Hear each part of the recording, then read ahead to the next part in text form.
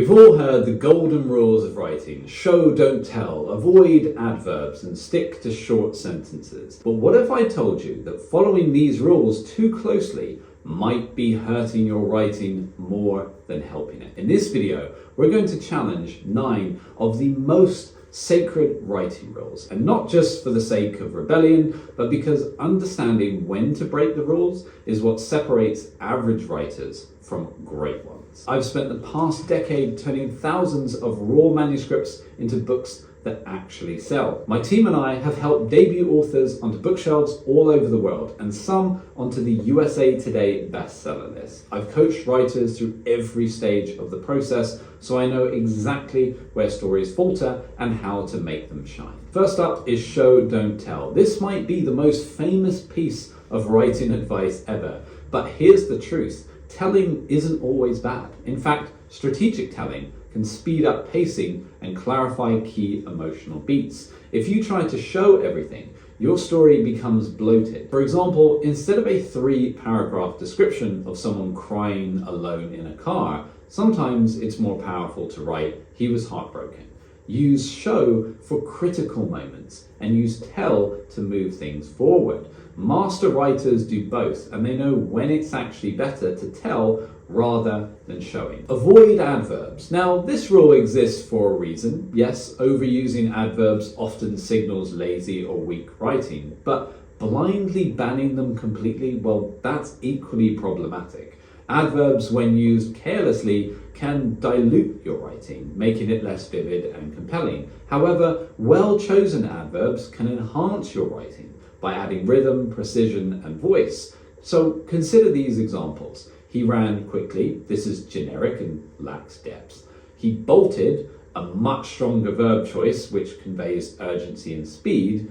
And then he limped painfully. So here, the adverb is essential. It adds crucial emotion and sensory detail to enrich the reader's understanding. So don't let this fear of misusing adverbs mute your voice or limit your creative expression. Instead, strive for intentionality. Choose adverbs carefully and deliberately, using them to sharpen imagery, clarify intent, or deepen emotional resonance. Your writing will become more precise and impactful when every word, including adverbs, is chosen purposefully. Another writing rule that holds authors back is never use passive voice. Passive voice gets a bad rap. Let me tell you about a friend of mine. Her name is Rachel. Rachel once handed her manuscript to a writing group, and it got hit hard by criticism for her passive voice. They really took issue with one sentence in particular. The door was kicked open. They were insisting that she rewrite it actively. She kicked the door open. Rachel was frustrated because she knew she hadn't made a mistake. She had deliberately chosen passive voice to enhance the scene's suspense. So she explained this to the group. Passive voice isn't inherently bad.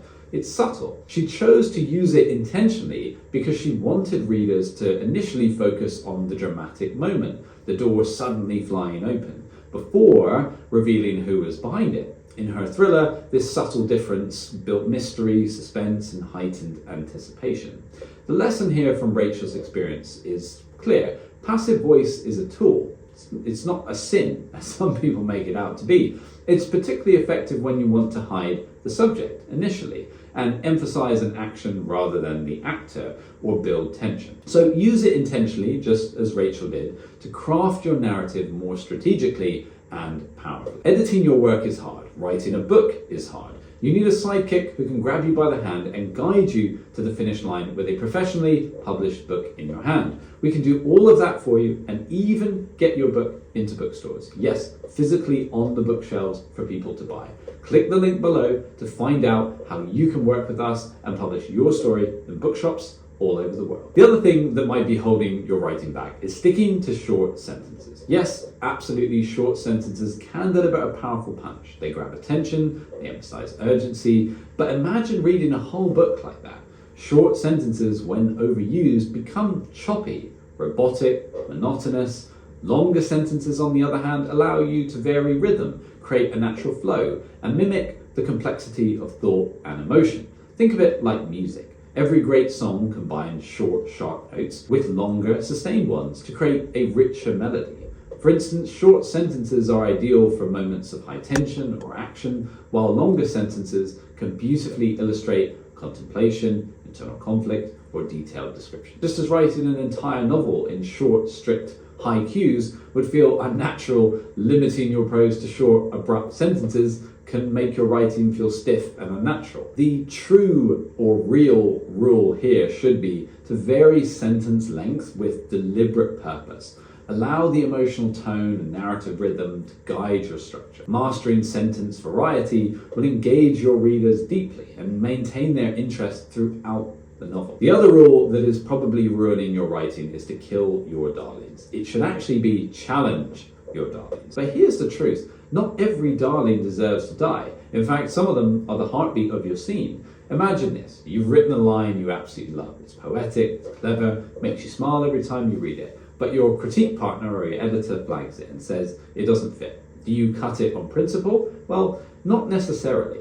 Instead of cutting for the sake of cutting, ask, does this serve the story? Does it reveal the character? Does it move something, emotion, tension, or plot forward? If the answer is yes, well then your darling deserves a second chance. If it's just there to sound nice or show off how clever you are, then maybe it is time to let it go. The point isn't to be ruthless, it's to be honest. Don't murder your darlings, make them earn their place. Let them fight for survival based on merit, not emotion. When a beautiful line also deepens a character, sharpens a theme, or heightens stakes, well, then that's where it belongs. Now, this one is one I feel particularly passionate about, and it's write what you know.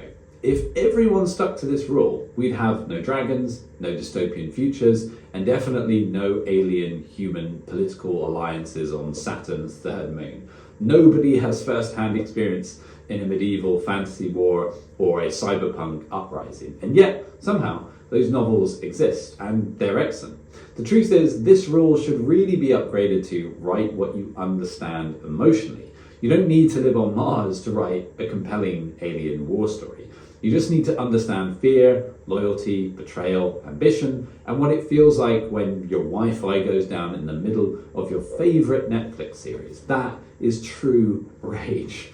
So when your character is scaling the volcano to recover an ancient relic, what matters isn't whether you've climbed a volcano. What matters is whether you've ever chased something with all your heart and risked something big to get it. That's the core of good fiction. Emotional truth, not geographical familiarity. Research will fill in the rest. Google can tell you how to fire a flintlock pistol, but only you can describe what it feels like to miss a shot when everything depends on it. So don't let this rule box you in. Just make sure your readers feel something real, whether they're in a suburban coffee shop or a spaceship that's orbiting Jupiter. The other bad piece of writing advice is to outline everything. Outlines are powerful. They keep your story on track, prevent plot holes, and make it easier to write consistently over time. But let's not pretend they're some sacred artifact passed down from the writing gods. Some writers, like hardcore pantsers, hear the word outline and break into hives. Others build outlines so detailed they could double as IKEA instruction manuals.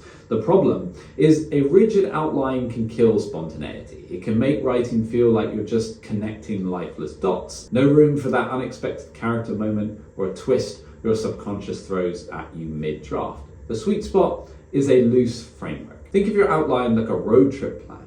Know where you're starting, know where you're ending, and mark a few must-see stops along the way. But leave some room for detours, scenic routes, and weird roadside attractions that you didn't expect.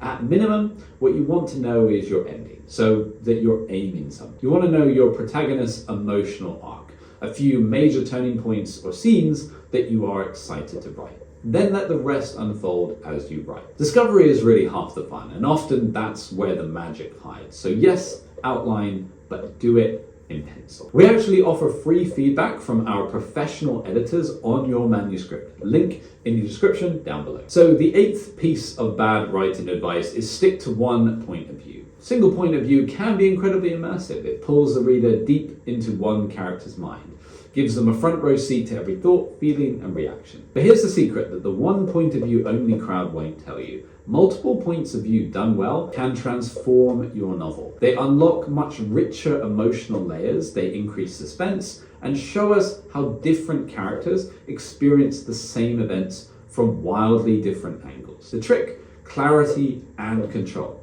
Switching point of view is perfectly fine if you signal the change clearly using chapter breaks, section headers, or hard scene shifts. Stay consistent within each scene. Don't do any head hopping, and give each point of view a distinct voice, outlook, and emotional lens. If all your characters sound the same, multiple points of views will confuse instead of illuminate. Think of it like a dinner party with distinct guests. If each speaker brings something unique to the table, the conversation becomes far more engaging. Master the rules of point of view so then you can break them cleanly, not clumsily. The final bad piece of advice is to never start with dialogue. I'm sure you've heard this one before. Don't start your story with dialogue. Readers won't know what's going on. But let's be real. If that were a hard rule, half of Shakespeare's plays would self-destruct in Act 1. Starting with dialogue isn't the problem. Starting with boring or confusing dialogue is. If your first line is vague, generic, or it lacks emotional stakes, yes, it might flop. But if it's sharp,